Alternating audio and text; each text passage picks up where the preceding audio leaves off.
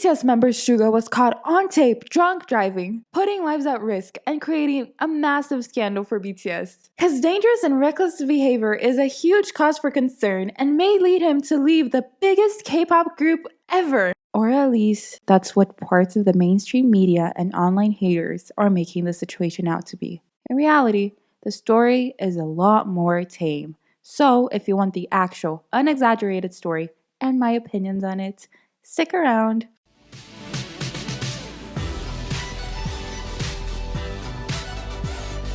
On August 7th, 2024, the Seoul Yongsan police station stated that BTS member and international superstar Suga was under investigation for allegedly violating the Road Traffic Act, specifically related to drunk driving. According to reports, Suga was found operating an electric kickboard, later clarified to be an e-scooter, while under the influence. Within hours of the initial reports, Big Hit Music issued an official statement expressing regret over Suga's actions, revealing that his driver's license had been revoked and that he was fined. The company detailed that Suga, who was wearing a helmet, had utilized an electric kickboard for about 500 meters after drinking on August 6th. The statement clarified that while no one was injured and no property was damaged, Suga's actions were deemed inappropriate and a breach of traffic laws. Following this, Suga apologized on Weverse, expressing remorse for his actions and admitting he was unaware that traffic laws applied to electric kickboards as well. These apologies provoked a mixed reaction from fans, with some Korean fans criticizing the member's apology and labeling it as insincere, while international fans questioned the case's severity. But regardless of what the fans thought, the media and netizens kept picking apart parts of the story, labeling both Hybe and Suga as liars for trying to dim down or making the incident sound less serious. In particular, the exact type of vehicle Suga was riding, and the CCTV footage that was released of the incident. But amongst those, there were many other suspicions, such as how far away did he drive, how much alcohol did he consume, how much did he stay on the ground, and etc. So there was some confusion as to whether the vehicle was a scooter or a kickboard. The first report and Big Hit claimed that it was a kickboard, but the police later said it was considered a scooter. These types of devices are referred to on the site of the company that sells the vehicle as electric kickboards, electric bicycles, electric scooters, and are often used on share use paths, bicycle lanes, etc. So you can see how there's a bit of confusion on what exactly it is, especially since it's a newer type of vehicle, even if there was maybe no malicious intent from Big Hit trying to downplay the situation. As for the CCTV, the large media conglomerate JTBC released footage of a CCTV camera which they claimed was of the incident. In said footage, a person who was allegedly Suga was riding what appeared to be a large scooter on a very busy road, in the opposite direction from Suga's home. This made social media users question even further Big Hit and Suga's statements and how that impacted all their statements and how they couldn't believe anything from what they said because the CCTV footage kind of contradicted what they were saying and just confirming that they were downplaying the situation so much for PR reasons and so on and so forth. The footage spread like wildfire online. It was a damning piece of evidence against Suga. The only problem with it is it wasn't the actual footage of the event, as the real video came out a full week later after much damage had already been done, showing Suga riding on the footpath on a much smaller vehicle before falling upon doing a sharp turn into the building at 91 Hanam, what we now know as Suga's building, and was immediately approached by 3 individuals who were likely the police. This has highlighted a major problem. While we previously considered trusted sources, reputable media sites whose job it is to be consistent and provide reliable news, which have big budgets, professional journalists, connections in important places, such as the police, have completely dropped the ball with the situation. The journalistic failing here is embarrassing and should make any reasonable person skeptical of these companies going forward. Obviously, what Suga did was stupid and reckless. He deserves criticism and should and has taken responsibility for it, but the response to it was completely disproportionate to the crime at hand. The media had an absolute field day, or week should I say, speculating about what had happened when the police announced that Suga was being investigated without having enough information. Sure, in situations where there is lack of information, it is normal for some amount of speculation and theorizing to be performed. However, in this case, they got the situation where they had almost no information on and made wild and damaging claims that turned out to be completely false just to get attention and clicks and, of course, money. Because for these companies, that's all that really matters: money. It doesn't matter if they throw aside their journalistic integrity or make a big fuss over the tiniest situations if it means that they will be making a few extra bucks.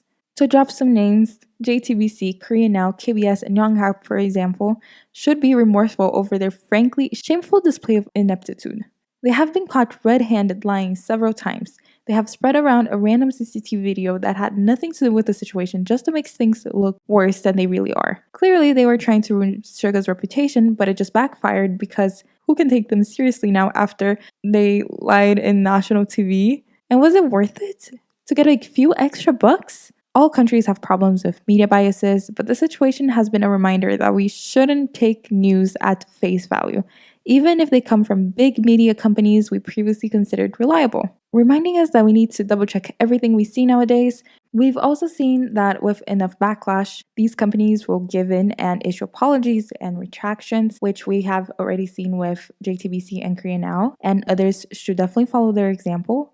This, however, is not the first time that the big South Korean media companies screwed up a similar situation. Not too long ago, a similar thing happened to famous Parasite actor Lee Sung-kyun, except with a far greater consequences. He was investigated and charged for drug use. Lee's initial test results were negative for drugs, and further investigations were expected as of November 2023. Nevertheless, he admitted he had received drugs from a hostess he had been at a bar with, claiming he was unaware that he had been given illegal drugs and that he had been deceived as a part of a blackmail attempt. His public persona as quote-unquote a family man meant that he received a lot of backlash from the media and the public. He was forced to stand outside the police station bowing and apologizing to the media for a crime that he had not even been found guilty of. Authorities had him interrogating for a staggering 19 hours. Later, he was found dead in his car, likely by suicide. Following Lee's death, a woman was arrested for allegations of blackmailing him and has been sent to prosecution.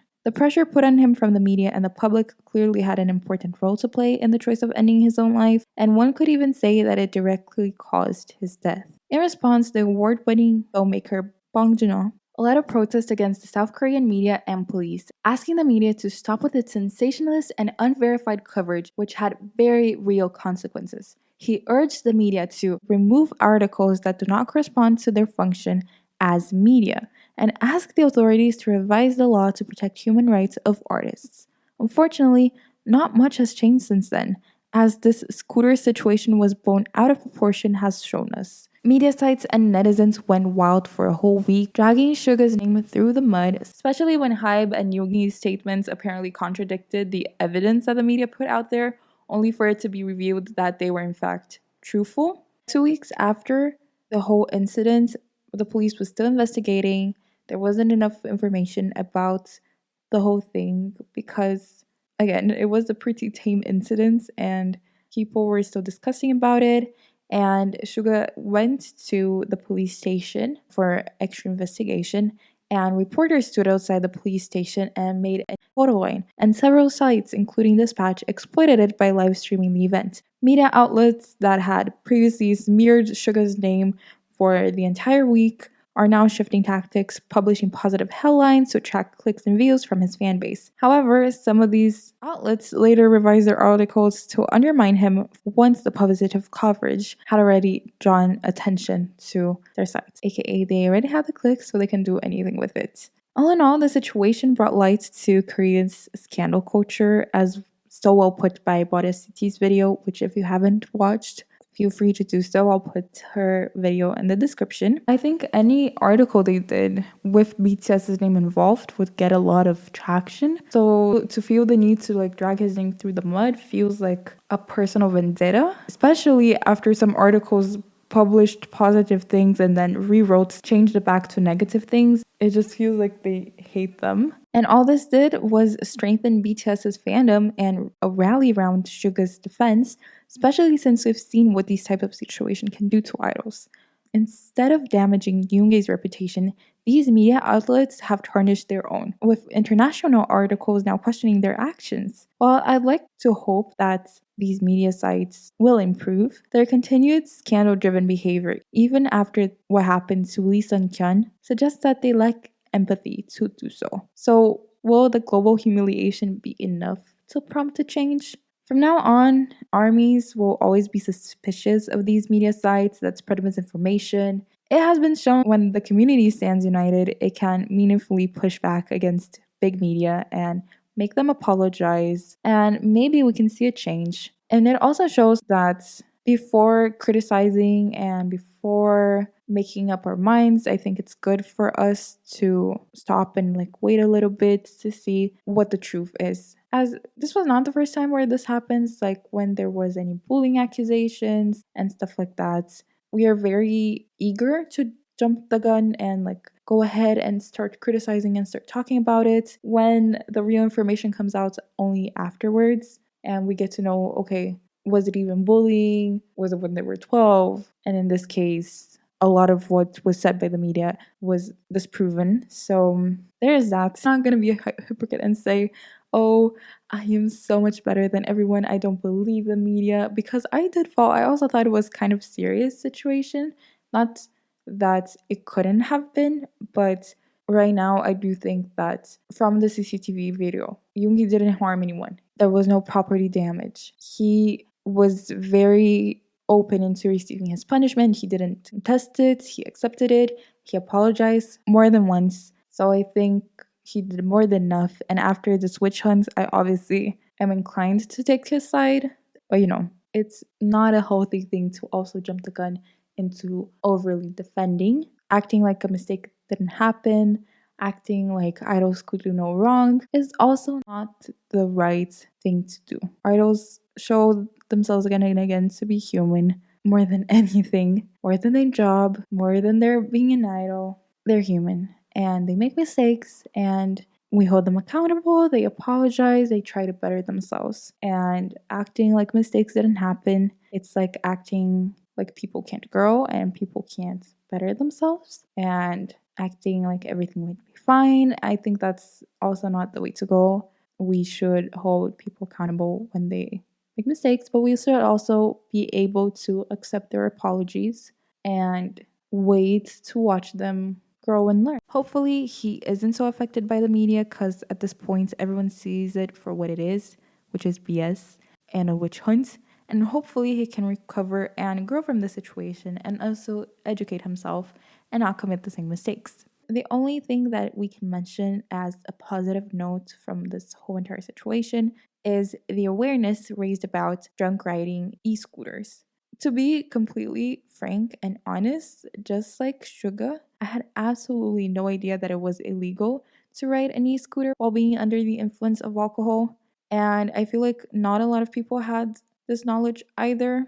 I've personally never done anything like that, but I feel like if I was at a party with friends and someone told me, oh, instead of getting a car, I'm gonna ride like a kickboard or a scooter, I would be completely fine with that. I think I wouldn't even think twice because I guess it never crossed my mind that it could be something so severe and so dangerous. But as we saw with the news from the two elderly that were ran over from an electric scooter in Korea, which was brought up many, many times during the whole discussion, we can see that it is a serious topic and that as a population, we aren't completely aware of that because when you say don't drink and drive, you immediately think cars or motorcycles or trucks or anything of sorts. But it does also apply to smaller vehicles such as kickboards. I even went as far as to see if it was illegal in my country and what would be the repercussions. And I found out that you could be arrested for it. But that was really eye opening. And I will definitely be more cautious now, not only to never drink and get a kickboard or any scooter or anything of sorts, or walking at night at centers with many bars or around many parties, to be very cautious around kickboards because although they seem to be pretty harmless, it is something that could actually be really dangerous. So I think that was really eye opening, and I hope people take this as a chance to educate themselves more on the subject. Obviously, be more aware, be more careful around people, and educate people around them to not do this and better themselves in case they had done something similar. So there's that. So yeah, comment down below what you guys think. What was your guys' initial reaction versus what your thoughts are now? As I said, I did believe at first, and I even told with my friends, like, oh, I think it's a little serious, like he shouldn't have done that, whatever. Much love. I hope you guys have a great week. Don't forget to be careful. Don't drink and drive. Do call Ubers or have friends that didn't drink, or just don't drink. Panicorniacs out.